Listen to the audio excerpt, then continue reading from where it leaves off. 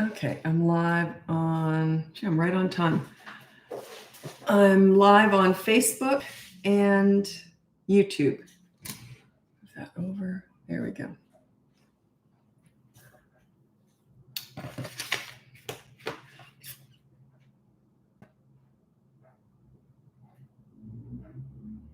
Just waiting for people to turn up. You can tell me where you're from, though. I'd love to know where you're from. I'm here in Vancouver.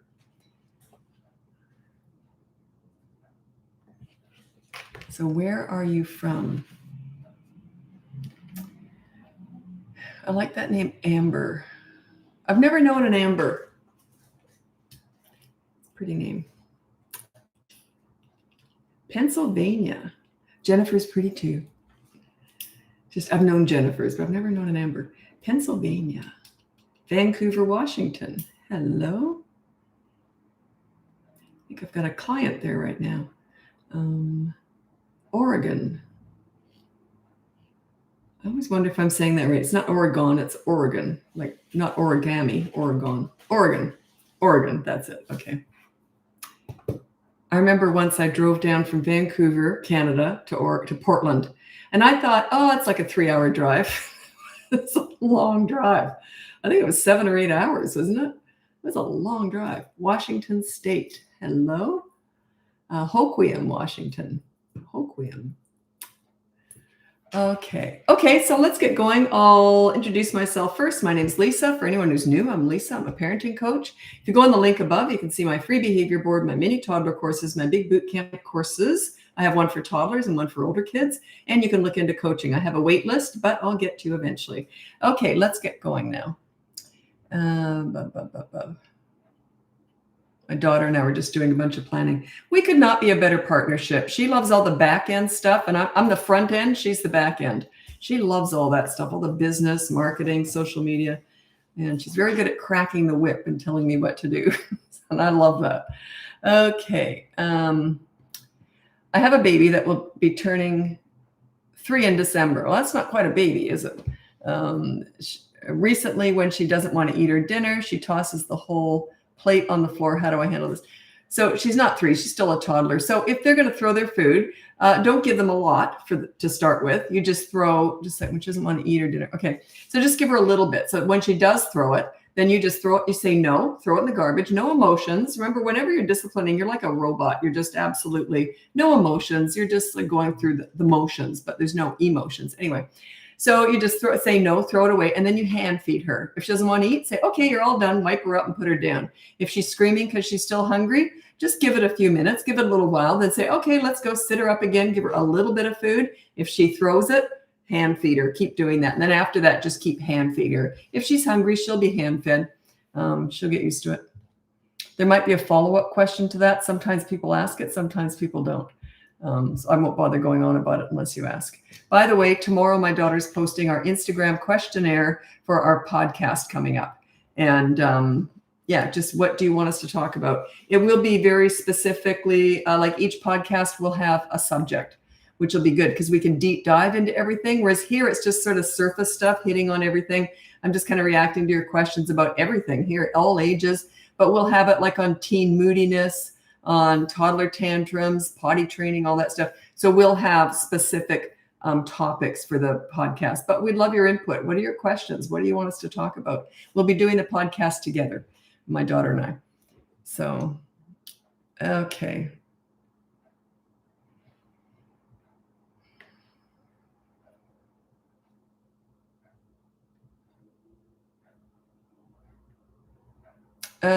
You got a 2-year-old that's taking 1 to 2 hours to fall asleep. Yeah, she's prolonged. She or he? We still are laying down with her. Okay. So yeah, she's just prolonging it. She's just not used to doing that. You got to get a routine going. Check out my Bedtime Battles course. It's one of my mini courses and it shows you how to do this. Yeah, it's an ugly night, but it's just usually just one night of hell. But yeah, it's my most successful method of everything I teach. I'd say that's the most successful. It's very rare that it doesn't work. Yeah, but if it doesn't, it's usually because the parents have given in, obviously. But yeah, it works. So check that out. No guarantees with any of this, but that's by far my most successful method of everything I teach.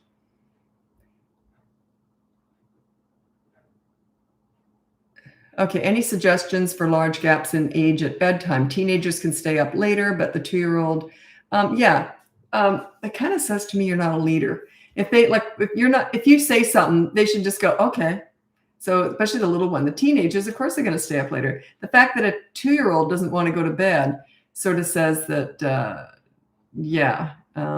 work on your leadership skills. Check out my toddler boot camp course or my bedtime battles course. Okay.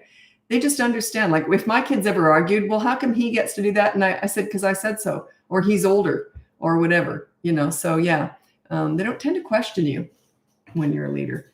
So it's all you, everything's you. It's all it's just psychology. You meet their needs and you manage their wants. Leadership is something that children need, crave, and want. They're desperate for it. If you don't provide it, they're going to be very susceptible out there in the world to peer pressure, bullying, the drug deal around the corner, the internet, the Kardashians. You get the idea. They desperately need a leader, or else they're going to go searching for it elsewhere. So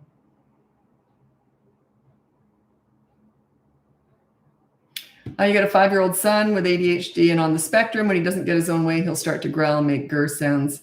Others think he needs words, just showing emotion. Thoughts? Yeah, I would. If he's making grr sounds, do you have?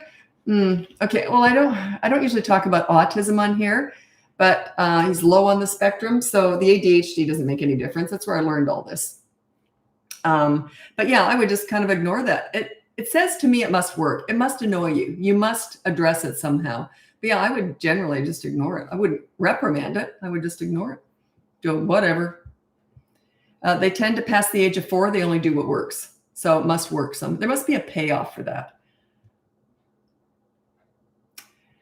Your advice really helps me with my great-grandson, 16 months old. Oh, excellent. Happy to hear that.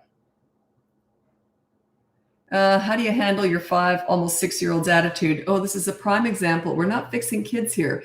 Her attitude is a direct result of your lack of leadership. Work on yourself, not your kids. So you've got to work on your leadership skills. Check out my boot camp course for 3 to 12 years old. It's all about you and your leadership, how to set yourself up as a leader. So yeah, the attitude is just a tell. It just means that they don't respect you. So remember, we're not fixing kids. They're just a reflection of your parenting at that age. Toddlers are nuts anyway, but by the age of 3 and above, they're just a reflection of your parenting. So work on yourself. It's funny, whenever someone takes offense to that, it always kind of throws me off. You'd rather blame your kids than yourself? Like, who do you love more? I never understand that. I can't even go there. Like, it is you. That's good. It means you can fix it. You can't fix anyone else. You can only fix yourself. So your children's bad behavior is a direct result of your parenting, which is good news.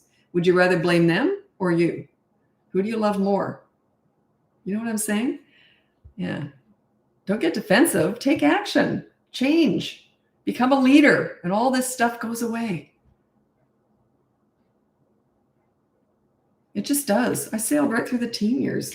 There's the odd hiccup, but nothing big, nothing to write about. Yeah.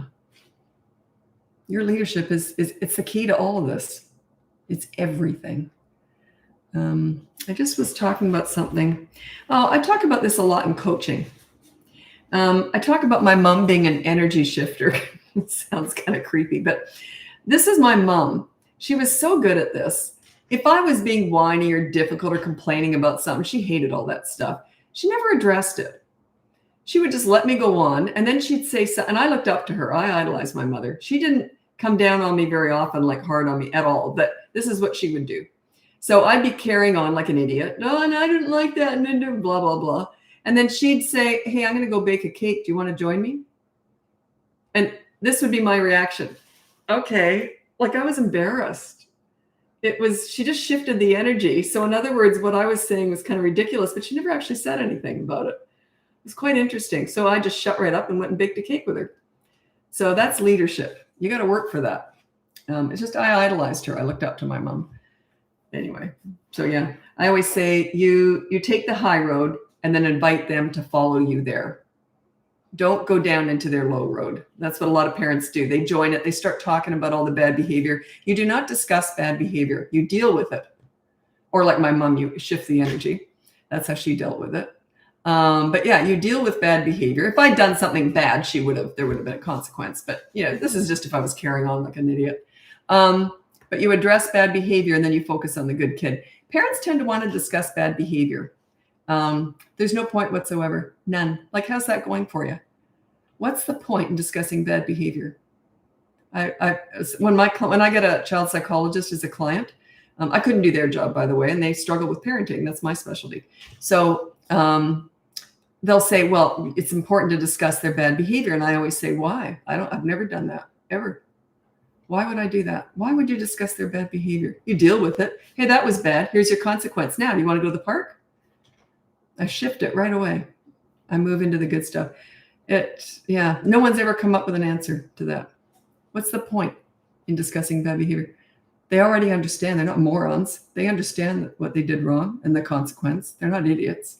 So why do you need to rehash it, bully them about it, remind them about how rotten they were? That's all you're doing. You're dragging them down. There's no point whatsoever. None. Parents do that all the time. They focus on the bad stuff instead of the good kid. Deal with bad behavior, then focus on the good kid.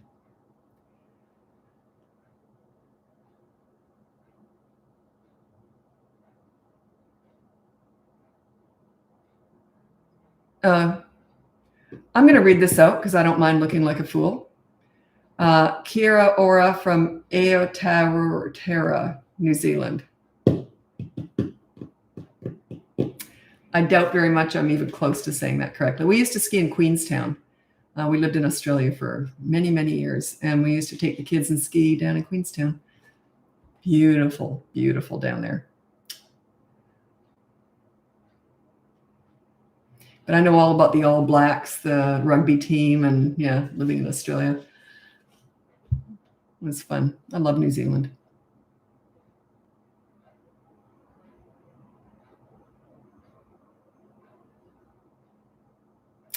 How do you get a 15-month-old to sleep without having to cuddle them first? She's always fights sleep even when she's extremely tired. Oh, you just do that sleep training stuff. So you put her to bed in the crib. I'm assuming she's in a crib. And then you say, you're all right. Pat her on the back and then walk away. 5 minutes later, if she's still screaming, go in there. You're all right. Pat her on the back and then go away. Keep doing that repeatedly. Do it over and over and over again. There is another thing you can do if that's not working, but I don't want to say that. I'd rather you try this first. The other one is if that's not working, then you do this other thing. But I don't want you to start there because I'd rather you do this first one. I always got a million different ideas. Okay, no offense taken. I'm glad it's me and not them. Thank you. Yes, thank you. Thank you. Anyone who didn't like that's already gone anyway. No one's watching me if they're not willing to take responsibility for their kids' behaviors. Good for you. Yeah, they hate me if they're I'm just fine with that. Okay. Husband sides with kids when I'm trying to be a leader. Is my effort in vain then? Yeah, it kind of is. You got to be on the same page, but you don't have to be the same. What that means is he has to back you up. So he doesn't have to do it, but he has to back you up. You have to get on the same page. You can't have someone undermining you. It just doesn't work. But once you're a leader, once it's cemented, no one can do that anyway. Like if someone came in, a good example of this was my kids. When they were really little, their dad was the treat master. He would be more inclined to give them treats and that. And I didn't do that. I think part of the reason I didn't do that was his thing, right? So, but I didn't like them to have a lot of treats. Like I was a real health food nut, still am. But anyway, so then if they were out somewhere and he would offer them something, when they were really little, they'd take it, but they couldn't wait to get home and tell on them. And then as they get older, they'd just say, nah, mom wouldn't like that. So you see, they're kind of under your umbrella, even when the other parent isn't. But when you're working to get that respect, you got to be on the same page. You got to back each other up. You pick a path and you got to be on the same one, but you don't have to both be doing it, but you can't undermine the other one. So yeah, it is kind of difficult to do. Just went through divorce and now feel ready to start with chores. Have had none. Kids are 3 and 5. What chores should? Okay. I had my kids do 3 chores every day from the age of 3. They had to make their bed, put their dirty clothes in the hamper, which happened right away as soon as they were getting changed. And then also hang up their laundry, which I did every single day. Now, here's how it works so well. Oh, and they also had to put their toys away. So basically keep your room and all your stuff straightened out, right? Here's how it works so well. They had a duvet. All they had to do was pull it up. Messy, didn't matter to me. And also I'm a real fuss budget. So I did a toy rotation system. So they had very few toys to put away, and they would just put them away. Like, okay, I'll tell you how that all worked. Anyway, and then also they'd have to hang up their clothes. Well, I'm very organized. So I had an empty hanger, a spot where the rolled up sock would go. I would roll it up, by the way. A place where this rolled up sock would go, a place where the rolled up undies would go. All of their chores would take under 2 minutes to do. And what I would do is I would just wait until they wanted something. Can we please watch TV? Sure, sweetie. As soon as you finish your chores, they'd race and do their chores, and then they'd watch TV. I waited till they asked for something. Then I used the as soon as method. And then it got to the point where they didn't even have to, they understood you got to do what you need to do before you can do what you want to do. They got this by about 3.5. So they would never even have asked to watch TV if they hadn't cleaned up first. But they didn't have to have all their toys put away until the end of the day. But yeah, that's how it was done. But yeah, the age of 3. So you use the as soon as method. It's a good way to get started. Or you can put follow chore chart on the behavior board. That's another. I never used a board. I would never use a behavior board. It's a teaching tool. There's no way I want kids looking at that board. I want them looking right at me. So it's a teaching tool. Okay. It's just how I teach parents how to do this. But yeah, so that's why I didn't put it on the board, because I would never use one. So the reason why my board is different, and I've heard other people are doing this now too, but I did invent this. It's a behavior board with parents on it. That's what makes the difference. It's just an accountability chart for the whole family. That's why it works. You give respect to get it. Otherwise, you're just a dictator or an authority. If you're not accountable for your actions, why on earth should your kids be? Like, how selfish are you? If you're not accountable, why on earth should your kids be?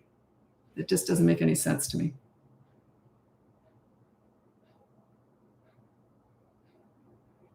I'm going to scroll ahead to make sure you're still here. Oh my goodness. I have to scroll ahead a lot. And if they refuse to do chores, there's a consequence. Say, well, there's no TV until you've done chores, or no video games until your chores are done. Just withhold what they like.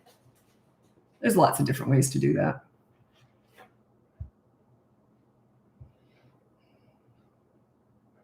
Oh, how do you start them off with chores? My daughter's 2.5. Okay, my kids were really little and they were helping me clean up after themselves, because I'd say, okay, let's get cleaned up and then we can go to the park. So we'd race around. But my home was very minimalistic and clean and organized. So when I said clean up, it wasn't overwhelming. There was like 5 toys to put away. So I go, come on, mommy's going to win. Come on. So I made it like a game when they were little, and then they'd run around picking up, and then we'd go to the park. So I always use like the carrot on the end of the stick. We're going to go to the park as soon as we put your toys away. Let's go. And they'd run around doing it. I remember I had a friend or a neighbor come over once and said, geez, how do you do that? I wasn't teaching this at the time. I didn't know how to explain it, but she goes, your kids race around doing their chores. I said, yeah, it's because they want to go to the park. So there was no fighting. And she goes, yeah, my kids would have just fought and kicked and screamed because they didn't want to do their chores and they wanted to go to the park. And I said, yeah, but the earlier you start this, and it's just, anyway. I'm not saying that you have to be really organized, but it makes it a lot easier. Sometimes parents will say, I'm trying to get them to clean up the playroom. By the way, I don't like playrooms. I wanted my kids around me playing. I didn't want a playroom. Plus, they're usually full of toys and cluttered and just too chaotic. And it's sort of like Timeout in a play. I just don't like it. Go over there and play. Go in that playroom. That's your playpen, basically. I wanted my kids around me all the time. I wanted to see what they were doing. Anyway, also, but this is what a lot of parents do. That's it. I've had it. Clean up your playroom. I can't take it anymore. It's a cluttered, overwhelming mess. And parents expect kids to do that? It's not fair. It's not fair. You're in charge of this. You get it all organized, manageable, get a toy rotation system going so it's easy for your children to succeed. Set them up for success, not failure. You do the dirty work. You sort that all out. You organize it. You minimalize it. And then you can expect them to maintain clean. I always say I never cleaned a dirty home. I maintain a clean one. And that's what I did with my kids. They were just maintaining a clean home with me. There was never anything dirty or anything. And I'm not saying you have to be that way, but with toys, anyone can do it with a toy rotation system. I used to tell my kids, I never wanted my family cleaning, the deep cleaning, like the mopping and all that stuff. I wanted to do it because they were never going to do the job I was. And I did it every day, and sometimes more than twice a day. Anyway, I just love all that stuff. And I'm so fast at it because I'm just like running a mop around one room or whatever. I used to tell my family, I said, look, I'll never ask you to do any deep cleaning. But if I ever have to pick up anything of yours and clean under it, you'll be cleaning. So they never left anything around. When I said, I'm going to be mopping, they would run around putting everything away. Because if anything of theirs, even a piece of Lego, if it was left on the floor, they'd be doing the mopping. So it was funny. They were laughing. They'd run around checking because they didn't want to mop. Yeah, I had fun with all this stuff.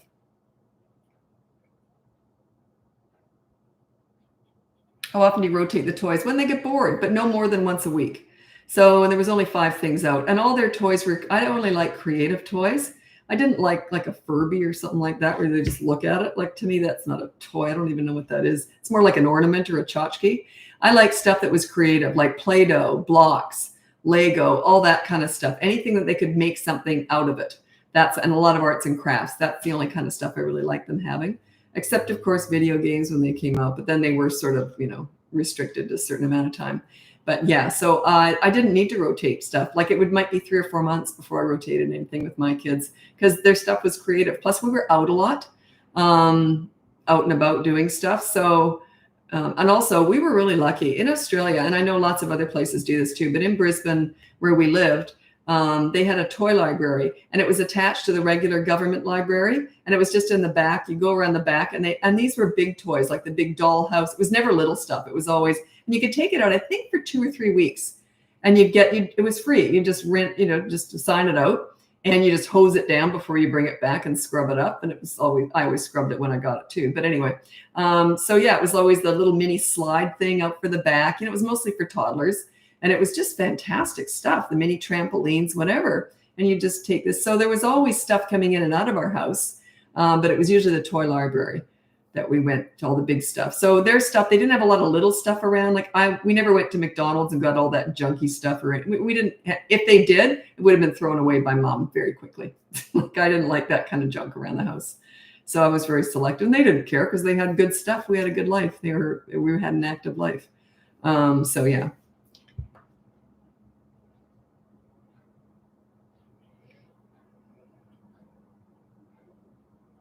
Well, here's another thing. I get asked this stuff all the time, and I'm getting a little bit more, I'm just sort of doing big picture answers now. Someone said, what do you do when they're fighting in the car? When you're a leader, your kids don't fight. So everyone's sort of asking me how you fix your kids. You don't. You fix yourself. Set yourself up as a leader. When kids have a leader, they just don't fight. Why would they? Fighting is usually as a result of a feeling of injustices. Now, a leader makes sure there's justice in the family. So they trust you, they look up to you. You're someone who knows how to take care of business. So kids who have a leader don't fight. Work on your leadership skills and they won't be fighting. Everyone wants to fix their kids. It's not the way it goes. You fix yourself. What's a good example of that? Something where it would be ridiculous to say, I want to lose 100 pounds, so I want to fix all the grocery stores around so they don't carry anything that tempts me. It's you. It's not the grocery store's fault. It's you. It's like people trying to pass the buck on to something else. It's not your kid's fault that they're fighting. It's your responsibility to set yourself up as a leader, and then they won't fight. Okay, check out my boot camp course. I have 2 of them. The one for 3 to 12-year-olds is where your leadership really kicks in. Toddlers, you're just sort of dealing with things as they pop up, but you're not, your leadership skills, you're starting to do it, but they're not really catching on to it yet till they're about 3. That's when your leadership skills really kick in big time. 3 to 12 years old is when you're at the height of your leadership skills. They look up to you, they want to please you. They're just easy. Teenagers, they change a little bit. I'm going to read out my top 4 tips for parenting teenagers. Number 1 is you listen to understand and show empathy. You don't listen to gather information to lecture with, or they will shut you out. Now, and if they want your advice, they'll ask for it. They already know it anyway. Number 2 is you negotiate as much as possible. Hey, I want your dirty clothes in the hamper from now on. What do you want from me? It's reciprocity. Give respect to get it. You got to give it first, though, especially with teenagers. Number 3, with teenagers, don't sweat the small stuff. If they do something stupid and it's not a big deal, just say, well, that was stupid. Do you want to hear what I did when I was your age? And laugh it off. It's okay to not be perfect. Just like you, just like me. None of us are perfect. And number 4 is don't leverage the good times to discuss the bad times. Often when I teach clients how to connect with their teenagers, and then they'll be out having fun with them, do it like they've never before. They're all of a sudden, they're out go-karting or having fun with them. And then they'll use that opportunity to discuss how their teenager put them through hell for the last 2 years. And they can't figure out why their teenager told them to F off and left. They can't figure that out. Don't leverage the good times to talk about the bad times, or there won't be any more good times.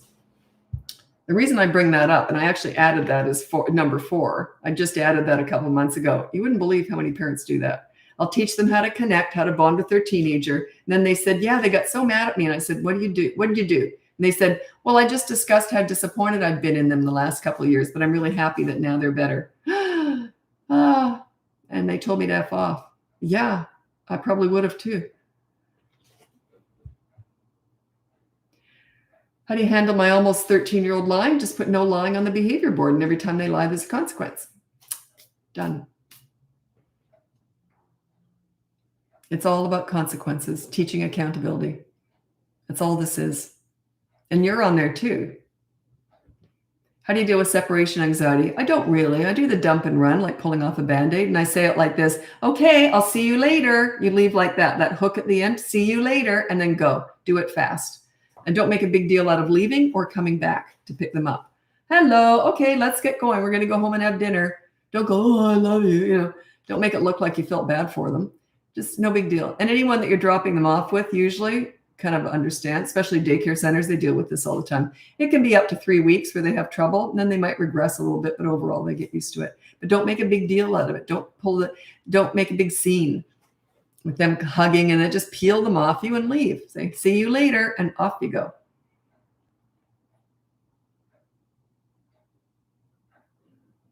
I remember my daughter, she was still in the pram. So she would have been probably just 1. And I used to teach aerobics. And I remember, I went to this one gym where she could see me. And she got separated. She was a mummy's girl, but she was little and she knew I didn't put up with it. And I'd say, you'll be fine. So she wouldn't get out of the pram. She'd sit in there the whole time, and she never cried. She wasn't a crier. She's the easiest kid in the world, but she wasn't a crier. And they said all she did was sit there, and she'd have a little bit of a frown on her face, but whenever someone would look at her, she'd smile. She was a pleaser, right? She wanted everyone to like her. So she'd be sitting there all sad. And then when someone would look at her, she'd go like that, like trying to look happy. Isn't that cute? Anyway, I used to teach at this one gym, and they had the best daycare for her. So it was way out of my way, but I used to teach there more because she could see me. So she'd just sit in the pram so she could see me. But I didn't put up with it. I still dropped her off, and I said, you're all right. And I said it like that. And she knew, you're all right. You'll survive. That's how my mom used to say, you're all right. You'll survive. Don't make a big deal out of it.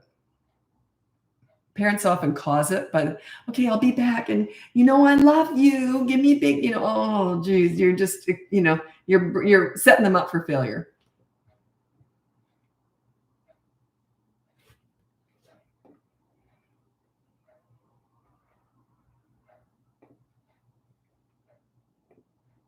This is something that there's certain things that come up a lot, but it's not a question here. But parents tend to overpraise and underplay.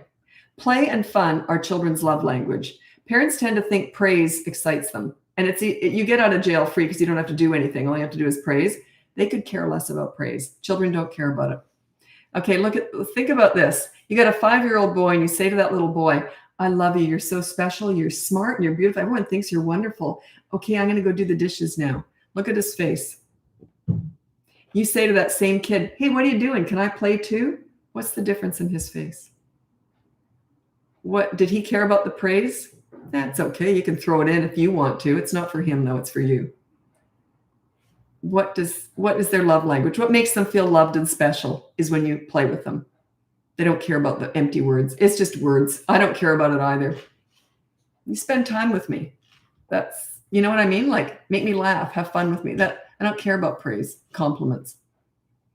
Just empty to me.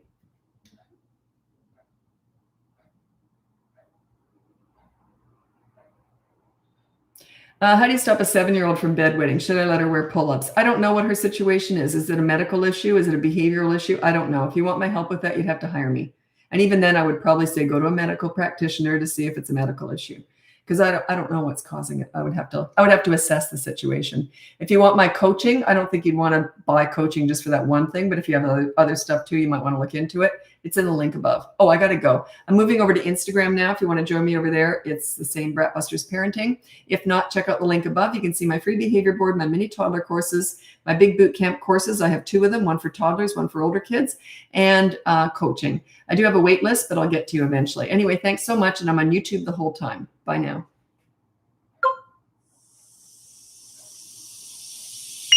Geez, that was loud. Here we go.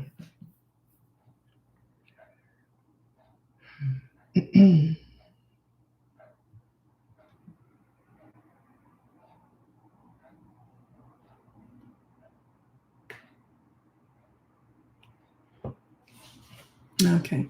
That is, I should be looking at YouTube here. I usually try and look at YouTube in the breaks, like when I'm transferring from one to the other. What is your response to those who say your approach is old school, no longer recommended, with ignoring tantrums? Oh, I don't care. I don't defend myself. You don't like me? Move on. Okay.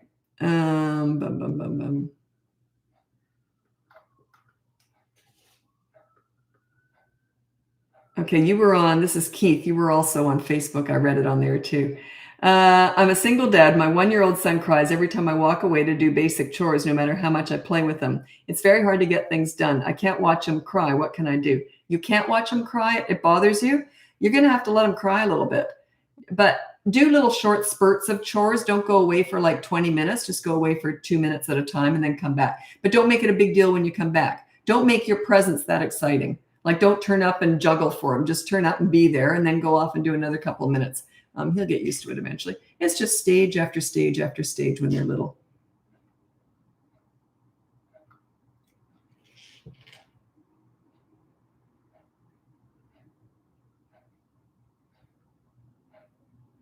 Oh, what are examples of focusing on the good kid? Is that the words of affirmation? No, not at all. No, praise. I just talked about that.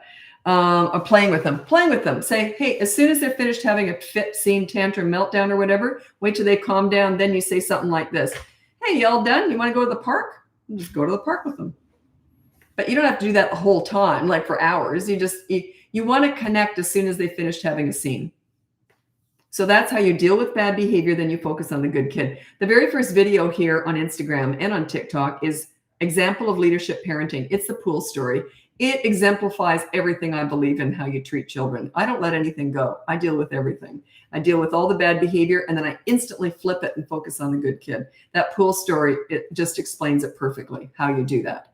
And the results are phenomenal.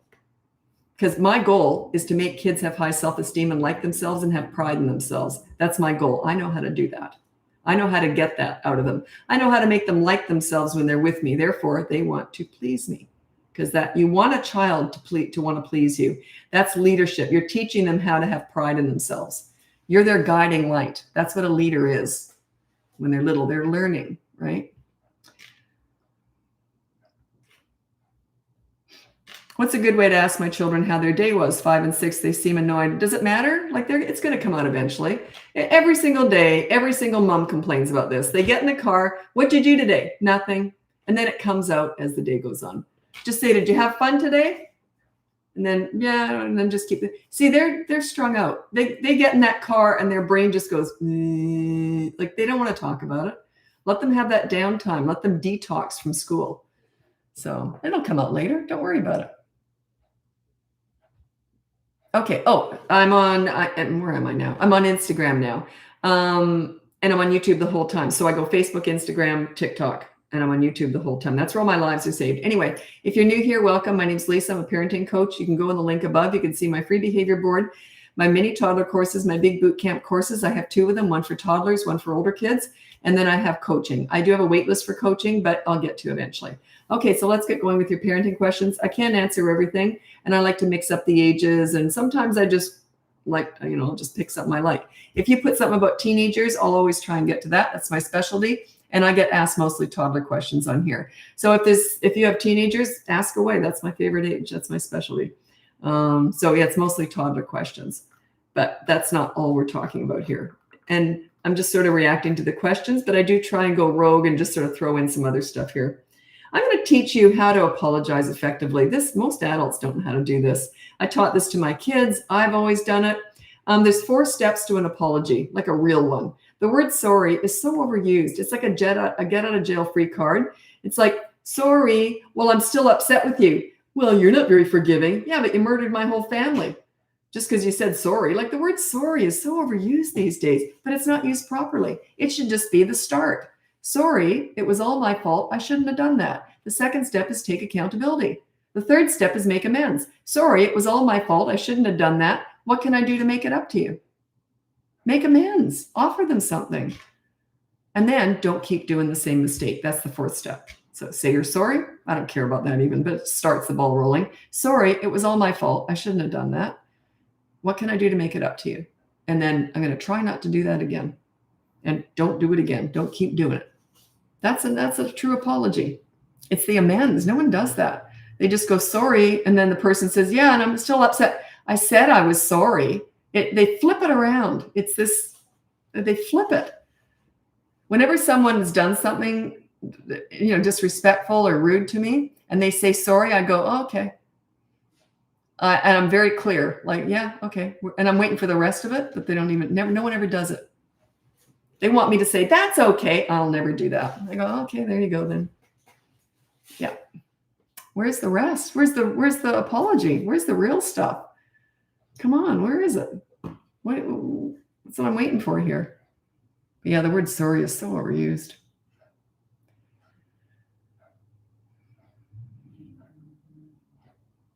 How you get a child ready for potty training? You don't get them ready for it, really. I do have a whole course on potty training. It's a whole system. So I suggest you do it at about 2.5.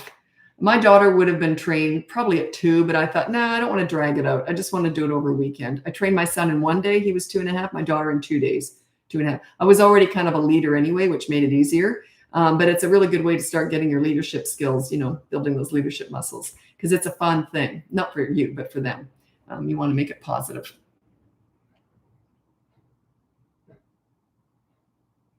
I have a 5-year-old and we have a great morning. Then she cries and won't let go when I drop her off. Peel her off you and say, have fun.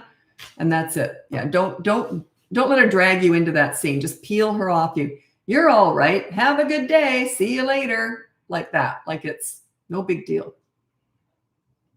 She'll be fine. If you can't get a toddler to stop abusing your animals, rehome your animals. I mean it. I cannot tolerate animals being beaten and abused. I just can't handle it. So we had a bird and a dog when my kids were little, and they knew the rules. You do not run past that bird cage. You do not scare the bird, and you never pick up the dog, because what if they dropped her? So they were very respectful. I would have rehomed my animals. If I couldn't control my kids, I would rehome the animals, guaranteed. I'm an animal lover. I'm a kid lover too, but I don't want kids abusing animals. 0 tolerance.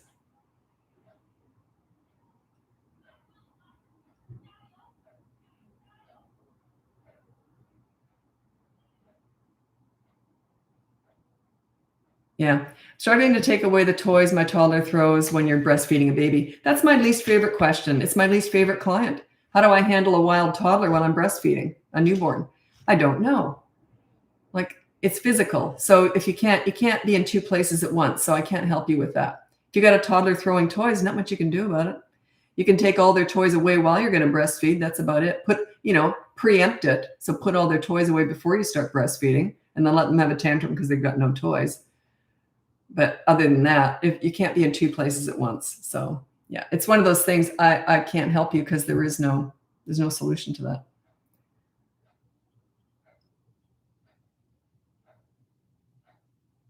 How to encourage 8 and 10-year-olds to not want iPads? Well, can we encourage you to not want a phone? I don't understand that. You can't teach someone to not want something that they want. And why shouldn't they want that? Just because they want it doesn't mean they get it, though.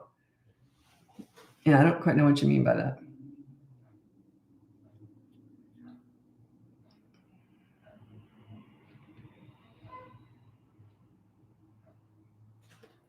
I have a 12-year-old and I have to repeat myself all the time when I tell him to do simple things like wash teeth, fold his clothes, put it in dirty laundry. Okay, you might want to check out my boot camp course. It goes up to 12, but it could stretch into 13, 14. You might want to check that out. It teaches you how to be a leader so you can take care of stuff like that. I can't tell you how to get your 12-year-old to do that in that without, you got to work on your leadership skills. That's all part of the boot camp course. The boot camp course is 5 weeks, and the first 3 weeks are behavior boards with a whole bunch of other stuff thrown in. But you're just focused on those behavior boards, then you go off the behavior boards. Like I would never use a behavior board. It's just a teaching tool. I invented that 16 years ago, and I haven't changed it in 16 years. I just put the parents on it. There's rules and consequences for every member of the family, 3 and up.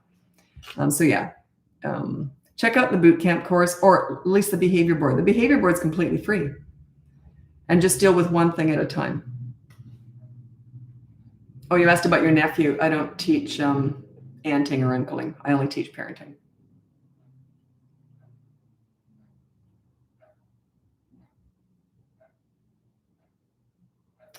If you don't know who started the fight, small kids, how lead that with a concept? Okay, if kids are fighting, so they're little, are they 3 and above? Yeah. There's so many different ways I could go about that, and I don't know the ages, so I don't know which way to go about that. You got to put an age down. You can't rehouse the kids, so the animal needs to go. Yeah, I literally would have rehomed my animals. There's no way I would allow them to be abused in my home ever. So yeah, literally, that's what I would have done. My kids never picked up our dog, not once. She was a little Maltese.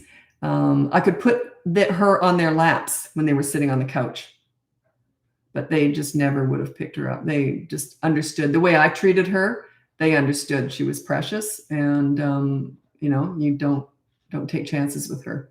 But then when they were about 10, I think I said, yeah, you can start picking her up if you're comfortable with it. But yeah, they were quite old before I let them pick her up, because she's a precious little animal, and I didn't want them tripping and falling with her or something. Any tips if my child is attacking other kids at the park? Go home. Take them away. And you got to be fast with that. You say no, and then you can just pull them away for a little while, have them sit with you. That's not timeout because you're with them. Timeout is when they're going off somewhere alone. So you just have them sit with you for a little while, then let them go back and prevent the next attack. Don't let it happen again. Just keep getting in there, say no, and keep pulling them away. It's going to be a battle, but that's your job, right? Is to keep other kids safe from your kids, and teach them they can't be hurting other kids. And then if they won't stop, go home. It's a battle. So, and behind every fit, scene, tantrum, and meltdown is a lesson. They'll eventually learn. I had this neighbor years ago. God, her kid was, so aggressive. And my kid was very gentle little boy. And he would never defend himself or hit back. This kid would always hit him just for no reason. They both have a pail and a shovel in the sandbox. He just whacked my kid on the head with a shovel and laughed. He was just mean. He was just born with a mean streak, period. Anyway, the mother was useless. She used to say you're sorry. And he'd go, sorry. And then he'd keep hitting the mother, say you're sorry, sorry. To him, it was just fun. The mother never took him away, never took away the shovel, never got him out of the sandbox. None of mine, but anyway, I stopped seeing her. It's useless. I couldn't have my kid beaten up all the time. Then they ended up moving. And I heard years later, I was at the gym and someone was talking about this school bully. Say, oh God, now we're stuck with him. Every school high schools, they were kicking him out of all these high schools. Sure enough, it was him. I said, is his name by any chance such? And they said, how did you know? And I said, yeah, I knew him when he was a baby, and the mother was useless then. So yeah, the parents were always going into school defending him, and they never took charge. He was nasty. And he was huge too, just a typical bully, Anyway, yeah, so I dumped that friend pretty quick.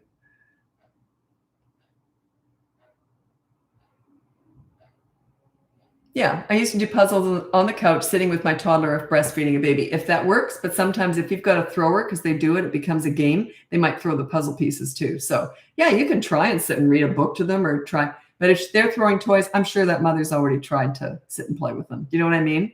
I would assume the mother's already tried to read a book and all that stuff. But yeah, they'll probably just throw it at the baby's head or something.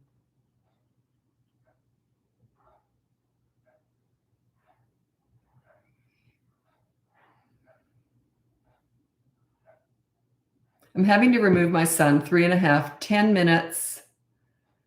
Sugar. I lost it. Just a sec. So 10 minutes whenever he's disruptive in swimming classes. He probably doesn't care much. Oh, here we go. I'll tell you what I do. I'm having to remove my son. He's 3.5, 10 minutes into swimming classes every week for being disruptive. What should I do? Obviously, he doesn't care about swimming. Does he care about the chocolate bar that he gets after swimming? Use other leverage. Say, you know what? If I have to pull you out of the pool, you're not getting such and such, or no screens for the next 24 hours, something like that. Do something that hurts, something that he doesn't want to lose. He doesn't care about swimming, obviously. So yeah, where's the consequence for being disruptive? You're just pulling him out. What's the consequence? Obviously, it's not working, whatever it is. So yeah, make sure it's something that does.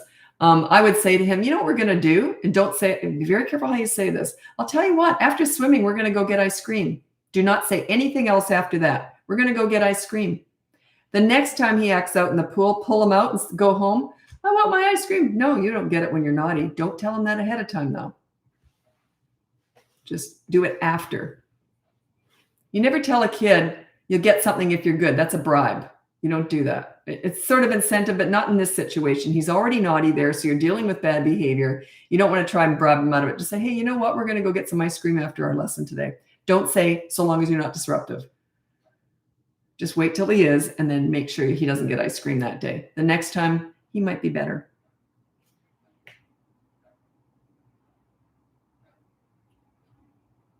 Poop on the potty. I swear to God, this comes up every single live. That's how common that is. It's usually boys, not always. It's usually boys because they got more equipment hanging out down there. And I'll tell you why that makes a difference. There's usually three reasons why they don't like pooping on the toilet. One is splashback. One is hang phobia, or tugging and pulling feeling when they're pooping. And the last one is they got a cold tushy. They're used to pooping in that nice warm environment, all smashed up against their butt, right?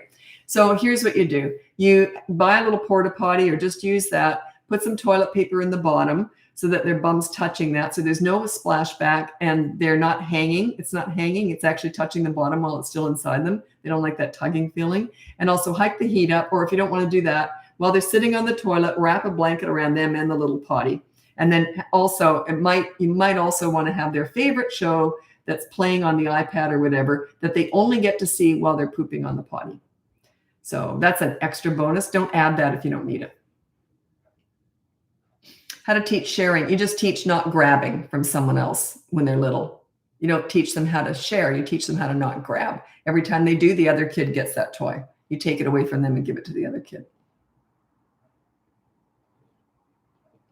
Do you ignore a tantrum when the reason for a tantrum is wanting to be held, or is that a need? Well, you meet their needs and manage their wants. If they already get enough affection, they usually want to be picked up because they're not getting what they want or something. So I don't know. I'd need the exact example of that. So yeah, if they need a hug, do they need a hug? Well, they never need a hug during a tantrum. That's just validation. Please validate this tantrum. Please console me because this is something you should pity. Yeah, you never ever hug during or after a tantrum, ever, because you're validating it. Yeah. If you feel that your child doesn't feel loved because of that, you've got bigger things to worry about. Your toddler should already know they're loved. They should get a lot of love outside of tantrums. Don't save it for the tantrum. So yeah, don't ever hug during or right after a tantrum.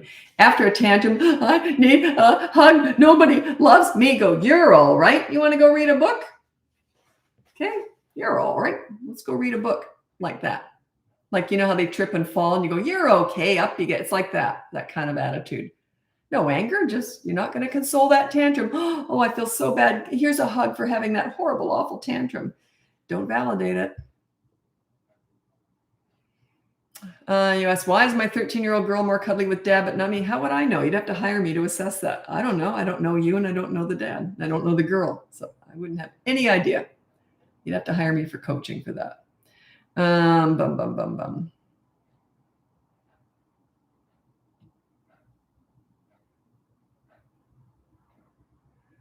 What is your advice if your best friend's child is misbehaving in your presence or home? Absolutely nothing. Nothing. I never tell anyone else how to parent in my personal life. And I just don't have them over again, or I see them without their kids if they're that difficult. Yeah, I don't say a word. Nope. None of my business. Like I would never tell my son and his girlfriend how to parent. I've got a granddaughter. I wouldn't need to. They're doing a great job anyway, but it's none of my business. No one appreciates that. It's just going to cause problems. I don't say a word. Yeah, about the friend. Yeah, exactly.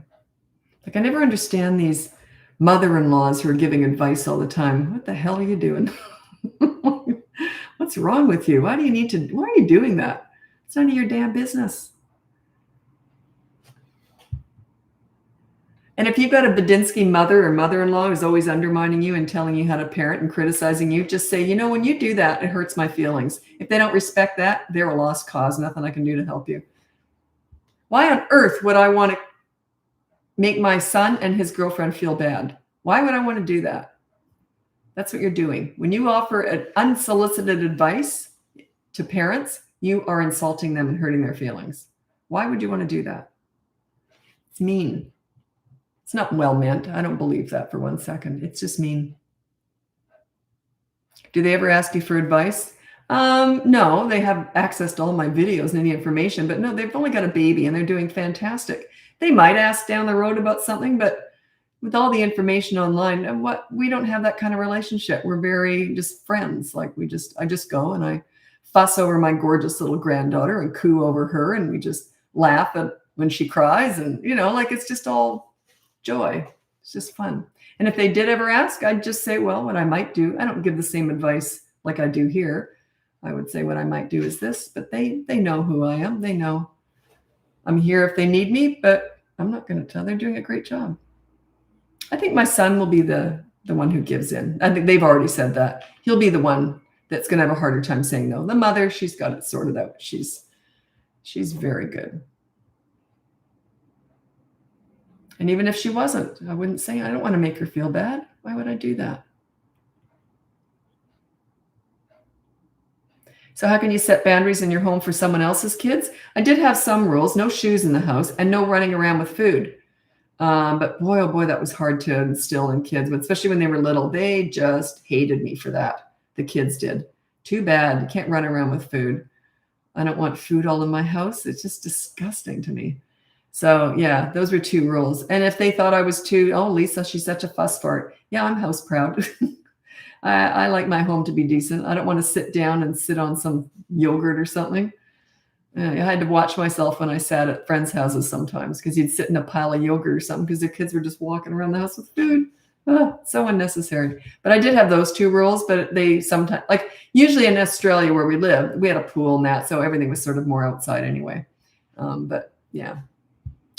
But after that, I just said, no shoes in the house and no food, no running around with food. But boy, the parents, and it was hard on the parents, because then they'd try and instill that, but their kids wouldn't listen and they'd get cheeky. And so it was awkward. If you have friends who have very different rules or lack of rules with their kids, getting together with your kids is difficult in your home if you have rules.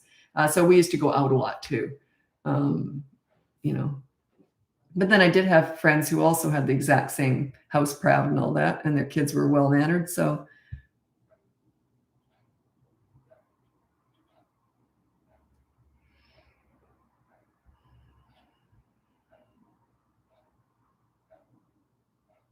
what to teach my son when someone hits him, want him to defend himself. Yeah, here's my advice with that. I've dealt with a lot of bullying. It doesn't come up very often anymore. I don't know why. It used to come up all the time. I used to do a lot of TV and radio and have a newspaper column. Bullying is one of my top topics. I actually got to the point where I'd say I'm going to have a week free of bullying. Like, it was so common. I don't get asked about it a lot anymore. Anyway, so how do you teach your kid to defend themselves? I don't. That's the adult's responsibility. If it's physical bullying, because not all bullies are cowards. Some of them are very practiced and good fighters. So you can get your kid in a lot of trouble. I never would cue a child or suggest a child defend himself physically. Just go to an adult and have an adult take care of the physical bullying. Not all bullies are cowards. That's an absolute myth. I've known some real horrible situations where the bully was a very practiced fighter and ready for it. So, yeah.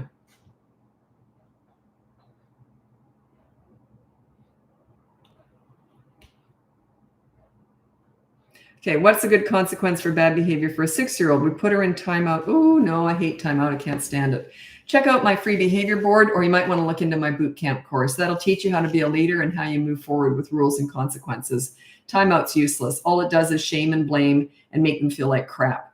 It's humiliating. I can't stand timeout. Yeah, it doesn't work.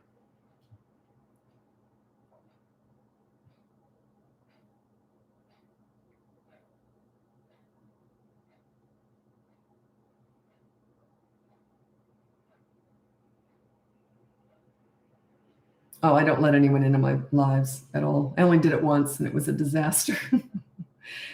They wanted to sell their stuff to my clients. They were just after my audience. It was a nightmare. I just never did it again. You have to put down the age. If you have a question, you have to put down the age. I'm just going to go over some things that, just general stuff that comes up with parenting. By the way, check out the very first video in here. It's called Example of Leadership Parenting. It's a pool story. It explains leadership parenting in a nutshell. It is, you deal with bad, I don't let anything go. You deal with bad behavior, and then you focus on the good kid, and you get the good kid. Where you put your energy, where you put your focus is what grows. When I said, I don't let anything go, you don't start with that. You start small, just deal with one rule, one battle, one behavior per week, using the behavior board or one of my courses.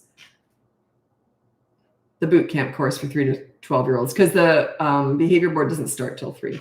Okay, I'm just going to look up some of these.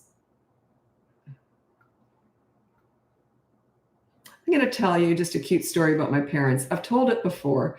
By the way, here on Instagram, my daughter tomorrow is going to be posting a questionnaire about what you want to ask, what you want to hear in our podcast. We're starting our podcast. We're actually going to be doing it together. We've got all the double equipment for both of us. We're going to be doing this podcast together, mother-daughter. She works with me. She's in charge of social media marketing and planning. And she's the back end, I'm the front end. So whatever is done on the back end, that's all her. Anyway, what was I going to say? Yeah, so that'll be coming up tomorrow. So, but I was just going to tell this cute story just because I love it. And it just sort of sums up what I went through as a child with my parents. I was never yelled at. I was adopted. So very long awaited child, that kind of thing. Anyway, so I love my Easy Bake Oven, and I was really little, probably about 5. My mom loved to bake. So anyway, she's in the kitchen baking, and I'm in the nook right in the kitchen, and she's baking pie. So in this particular day, I remember. So she's baking a pie, and she'd hand me some dough, and I'd be wanting, you do this, and she'd show me what to do. And I have my little Easy Bake Oven.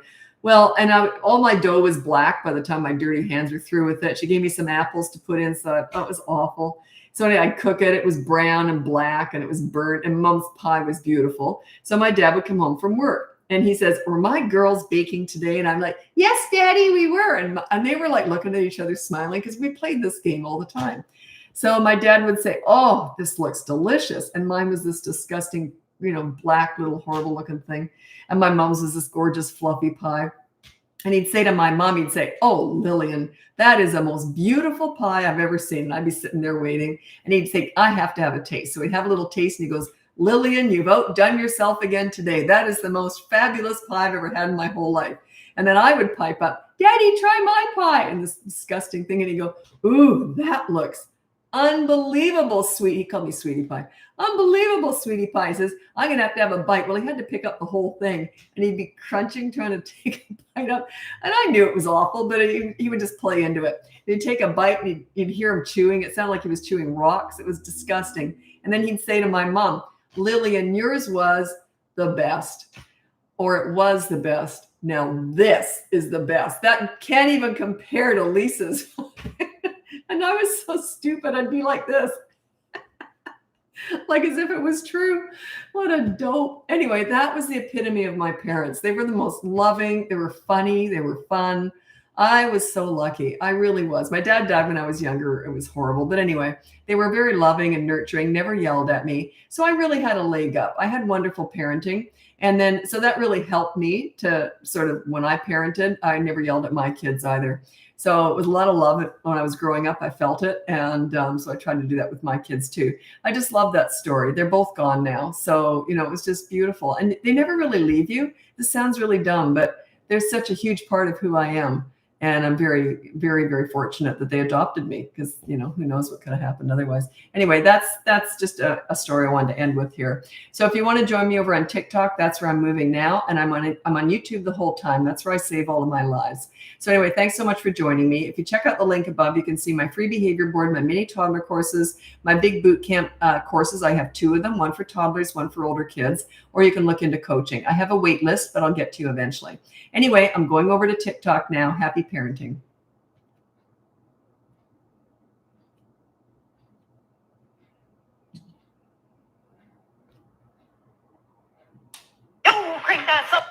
TikTok starts with ads now. It's frustrating. Didn't used to. Okay.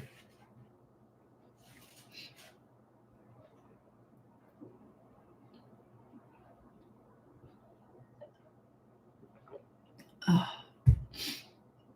I'm only an hour in. I coach a lot throughout the day, but it's back and forth. These lives are just me talking. It's really hard on the voice because I project too heavy, evidently. I've got to learn to take it back. So I save my voice.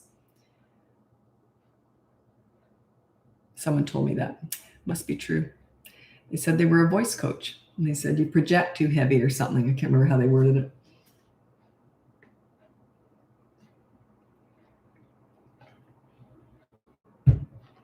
Okay, welcome to my live. Am I on the right one? Oh, please say I'm on the right one. Okay, I'm on my BratBusters one, right? Because I have 2 accounts, and the other day I went on my other one, and I couldn't figure out why no one was joining in, or they were, but they weren't asking any questions. And then someone said, that's because you're on the wrong account. So I've done that so many times. Anyway, welcome to my live. If you're new, welcome. If you're not, welcome back. My name's Lisa. I'm a parenting coach. If you go on the link above, you can see my free behavior boards, my mini course, my mini toddler courses. It's my free behavior board, not plural. Anyway, sorry, I'm getting tired. So go on the link above. You can see my free behavior board, my mini toddler courses, my big boot camp courses. I have 2 of them, one for toddlers, one for older kids, or you can look into coaching. I have a wait list for coaching, but I'll get to you eventually. Okay, welcome to the live. I'm going to answer as many questions as possible. I like to mix up the ages, by the way, so I do flip through a lot of questions just because I'm trying to mix up the ages. If I get nothing but toddler questions, I'll probably go to my own notes and just throw in some other information. I do specialize in teenagers. I started my business doing crisis work with teenagers, and crisis work basically in trauma and all that, PTSD with any age, but mostly I specialize in teenagers. Then I kind of pulled away from doing a lot of crisis work. I still do it, but I don't lead with that anymore because I thought, my time is probably better spent preventing that. And so, yeah, that's what I do now. And probably most of my clients are not in crisis, but I still get the odd one like that. Not many people do crisis work with teenagers. It takes you have to know what you're doing to do it because it's a big responsibility. I get that. It's my favorite thing to do, but it's a big responsibility. I'm old. I've been doing it for a long time. Yeah,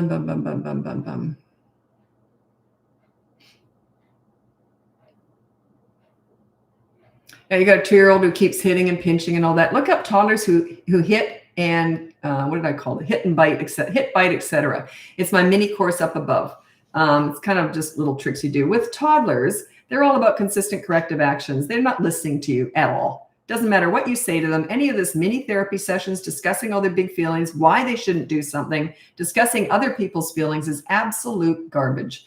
I don't know who's teaching all this crap. It drives me insane because I have to fix all that. Anyway, so stupid.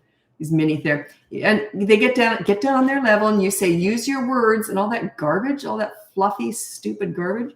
Drives me nuts. It really does because it so doesn't work.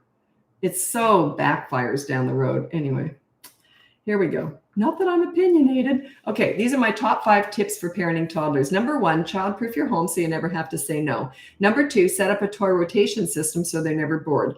Number 3, when you want to connect with a toddler, you do so in their world. You don't go to the nail salon with them. You go to the park and roll down the hill. They just start to look at you differently. They just do. Number 4 is similar. When you want to discipline a toddler, you do so in their world. You don't use these mini therapy sessions discussing other big feelings and big emotions. That's garbage. You use actions, consistent, corrective actions. You remove them from the fun or the fun from them for a few minutes. And then you can let them go back, see how they behave. You keep doing it. They learn through repetition. Okay, it takes time and time and time and time, but they will eventually learn. Pick your battles, one battle at a time. Number 5 is stop trying to figure them out. Toddlers are not figure-outable. They're brand new, fresh human beings. They might even go like this and smear poop on the wall. Can you make sense out of that? I always call them crazy, but it's just that they haven't developed common sense yet. They're just not there yet, okay? Imagine if you've only been in the world for 2 years, and the first year you were a potato laying on a mattress. Like, think about their knowledge base, their experience, their wisdom. They ain't got none. Okay, so they're just in the discovery phase. Whenever I'm hired by people who have older kids, who is usually they hire me for the older kids, if they also have toddlers, they never talk about the toddlers because they understand, yeah, they're just crazy. Cute as a button, but they're all feet, no brains. How often should you rotate toys? There is no set. I did it every 3 or 4 months with my kids because we were out and about a lot. We were, pretty active. So, but maybe every week. Depending, and the thing is, I didn't rotate very often because my kids had creative toys like Lego and stuff like that, where they were building and making stuff. So that's why they don't tend to get bored with that. But yeah, it's the stuff like that. Remember the old Furbies, just those stupid things that you just look at? They're not toys. I don't know what, they're just like tchotchkes or ornaments. There's nothing to them. They're not going to keep kids busy. They're just useless. So I shouldn't say that, I might get sued. They're adorable, but yeah, I didn't allow stuff like that. I bought my daughter a Furby once just to show her why I don't get stuff like that. She said after it was Christmas, and she was so excited when she got it, but she was kind of hesitant because she said, I really do want it. And I told her why I didn't want to get it for her. And then when I got it for her, I said, we'll see. The next day she goes, you were right, Mommy.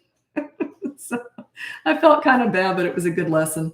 Anyway, so yeah, I didn't rotate very often because they always had Lego out. I never put away the big stuff like Lego. So.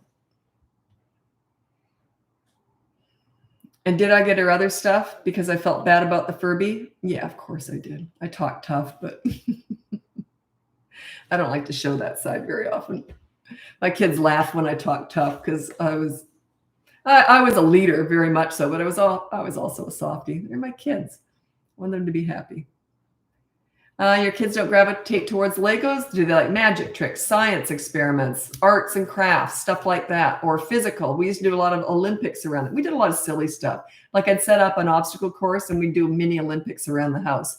I would put big blankets over the dining room table and make forts. That was the kind of stuff we did. We played balloon tennis and the coffee table was the net. So I'd get those little flimsy rackets from the dollar store and we'd play balloon tennis. That's the kind of stuff we did. I made a lot of Play-Doh. Yeah. You get the idea here? Yeah.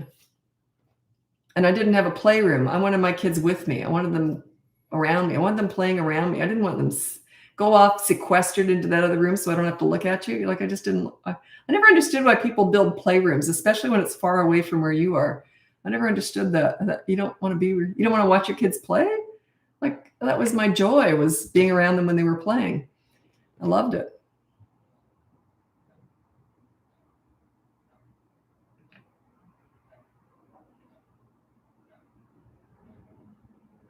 Okay. Can you please give me advice on how to help an 8-year-old being a sore loser? Sore losers, poor sports are not born. It's a learned behavior. And usually the reason is that there's too much focus put on winning because a sore loser is insecure. They feel like they're less of a person because they did not win. Think about it. That's all it is.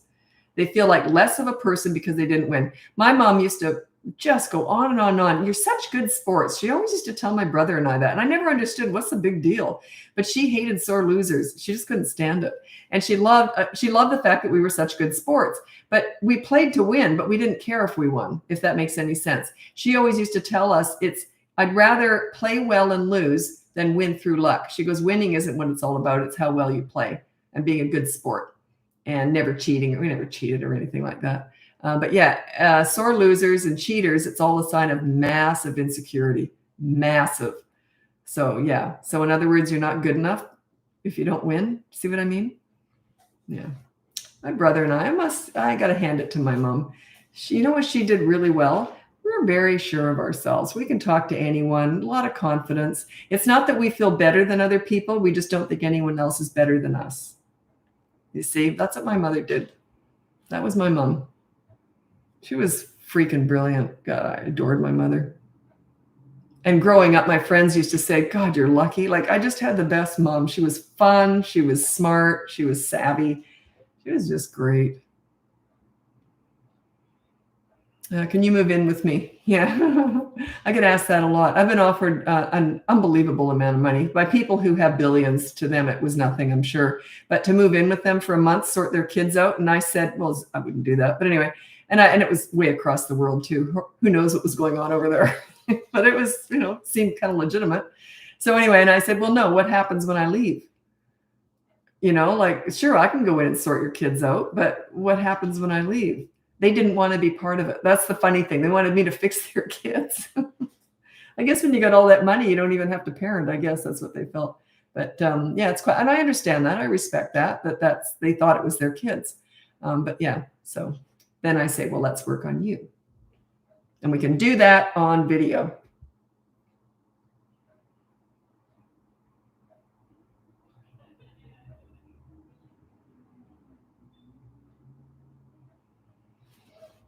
Okay, this is on YouTube. Sophie, 6-year-old gets anxiety when a big transition happens. Example, school, because he acts out. How do I discipline but still hit? Okay, I don't know what's going on there. They're kind of two different things. Children who have anxiety don't have anxiety because they act out, or they don't act out because they have anxiety. They're separate issues. Yeah, I don't quite know what it's a bit of a contradiction there. So he acts out and it's not anxiety. So it just isn't. I can't, I've never seen it before. So gets anxiety when a big transition happens. I don't quite know what to say to you because it's the acting out that's throwing me off. You see? Yeah, I don't know how to answer that. So is it the acting out? And why are you equating the anxiety with the acting out? And how long did he have the anxiety? And is it anxiety or is it just stress? Because he doesn't know how to be accountable. He doesn't know how to fit in at school. There could be so many. If you want to look up coaching and you want me to help you work on that, that would be coach. There's too many questions. Sometimes people will ask me something and it seems like an easy answer, but no, it's quite the opposite. And sometimes people will ask me something that seems really confusing and it's a fast answer. So, but that one's not at all. I'd have to assess that.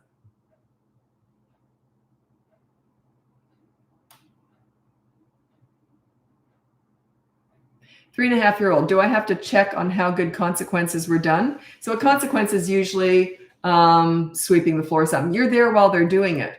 And the consequence should only take 2 minutes. They've got 15 minutes to do it, let's say, depending on how you set that up. But you're right there while they're doing it. You're just standing there watching. So yeah, that has to be done right. How much is your coaching?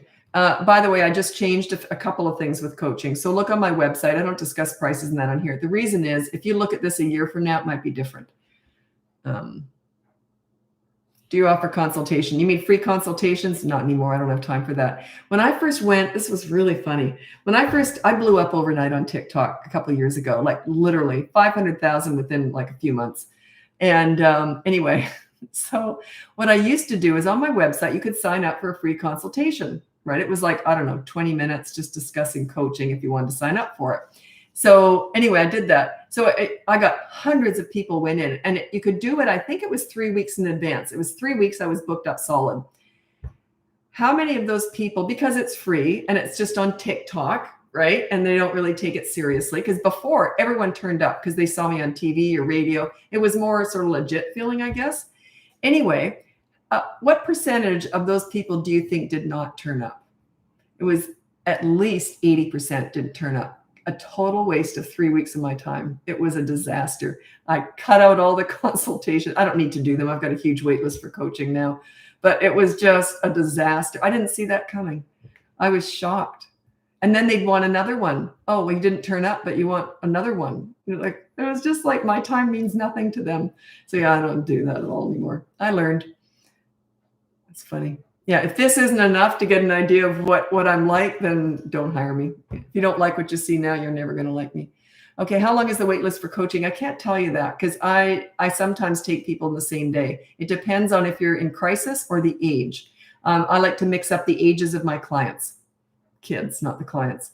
But yeah, it depends on the age. So if I've got if I've got like 17 2-year-olds, I might take 2 of those or 1. But if I have 2 17-year-olds, I'll probably take both. You see what I mean? It's the ages and what you're going through. So I really do. I look through all the intake forms and I assess it. So, or I tell you, you just need a course. You don't need coaching. I'm dire crisis. Well, then write that. Write that. I do take crisis, but crisis is not a 2-year-old having tantrums. Crisis is, well, it's not that. I don't want to say what it is because I'll get banned on here, but it's usually self-harming stuff and, really running away, really big stuff.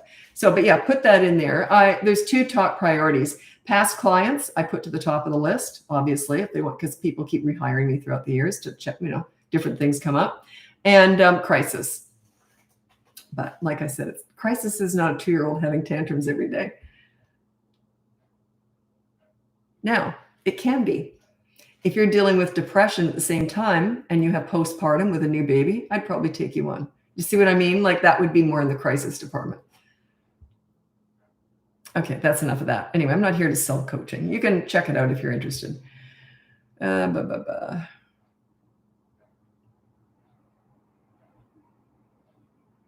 going to tell you another story about my parents. They were just funny. Anyway, my dad was the pleaser. My mom was the leader. And my dad, whatever I asked him for, he would just give it to me. And so I remember one day, I think I was about 8 years old or something. I was young, about 8. And I said, and he usually was getting better at this. He usually was saying, let's check with mom. And then I'd say, never mind. Because I knew mom would say, what, are you kidding me? She was the leader. He was the pleaser. Anyway. So I remember once dad was watching hockey or football. His mind was preoccupied, right? So I said, Daddy, yes, sweetie, yes, like that. And I said, can I please have some money? And he go, yeah, okay, how much do you want? And he was reaching in his wallet and he pulled out $100 bill and he goes, here you go. He saw it though. He knew it was 100, but I guess he was preoccupied. I don't remember exactly. So it was $100 bill and he gave it to me and I go, oh, thank you, Daddy. And I took off really fast. So anyway, and I went and I felt guilty. I couldn't take that. So I felt guilty. Mom was in the kitchen. So I walked past and I said, Daddy gave me $100. And I walked real slow, waiting for her to take it. Like I just couldn't handle it. So she goes, oh, give me that. And all I heard was in the other room, Phil, did you give her $100?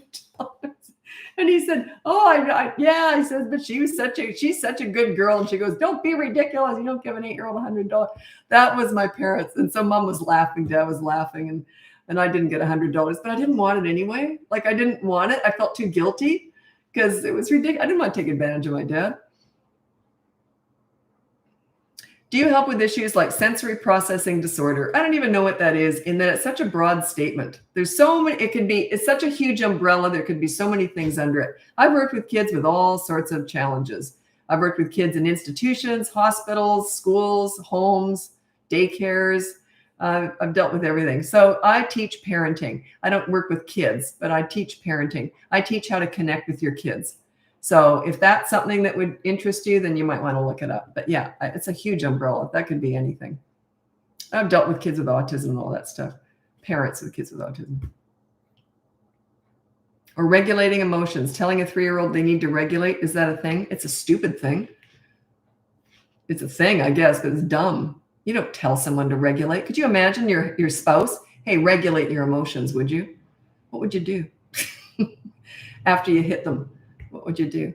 You can't tell someone to regulate their emotions. You lead and it will calm them down. Their emotions will naturally, organically regulate when they have a leader as a parent.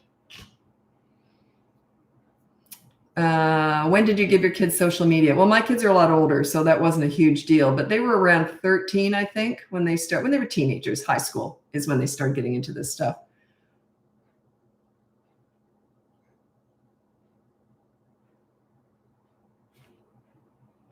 How'd you come up with new ideas to play? I feel like we did the same things over and over again. I have a lot of little kid in me, so I just always have. I always say I'm like a 63-year-old toddler. My daughter said, actually, you're not, because you're very, nurturing and mature kind of. But she goes, you do have a sense of wonder. I'm very goofy. So I naturally, instinctively love goofing around, playing with kids. And I just used to come up with ideas. Nowadays, you don't have to. You've got YouTube. You just look up fun, goofy things to do with kids.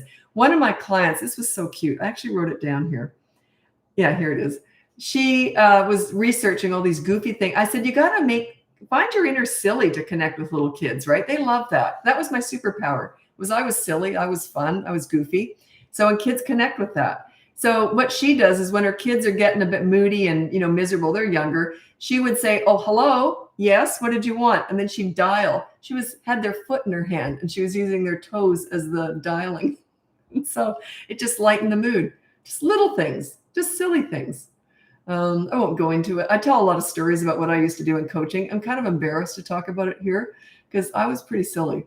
So just dumb stuff, just fun stuff. I like that stuff. So yeah.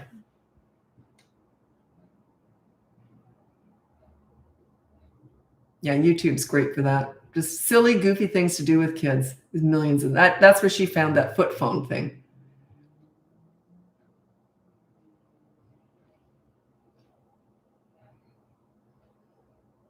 I used to do, oh, no, I don't want to tell it. It's too embarrassing. Never mind.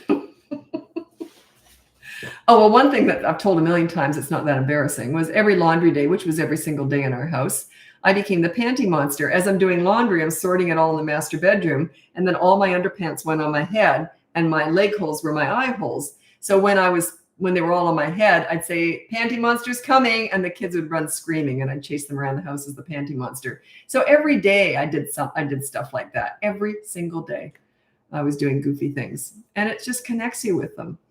And they feel so valued. Play is their love language. They felt valued. How good would you feel if your mom's chasing you around the house with her underpants on her head? I mean, it's just fun, right? I didn't have kids to raise good kids. I know that's a stupid thing to say, I guess, but I raised kids because I wanted to have fun. Like I wanted to enjoy parenting. I did it. It was the most fun I ever had. I had these two little humor victims living with me, and I just wallowed in it. It was fun. Yeah. So yeah, raising good kids was a byproduct, but my main goal was I wanted to find joy in parenting. I wanted to enjoy it. Everyone used to warn me before I had kids, "Oh, Lisa, you've got parenting built up so much. It's nothing like you think it's going to be." It was way better. I had no idea it was going to be so easy and so fun. I wallowed in it. That's why I teach it. I wallowed in parenting, and my kids knew it too.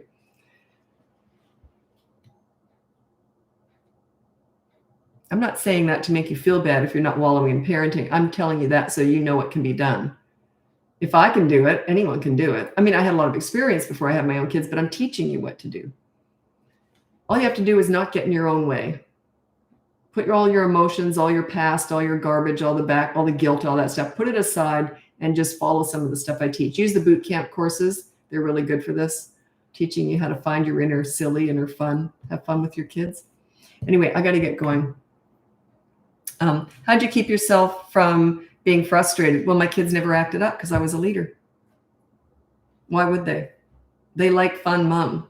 Fun mom disappeared fast. If they were ever rude or anything, I would have gone, "Excuse me." Those underpants would have come flying off. I would have gone, "Excuse me?"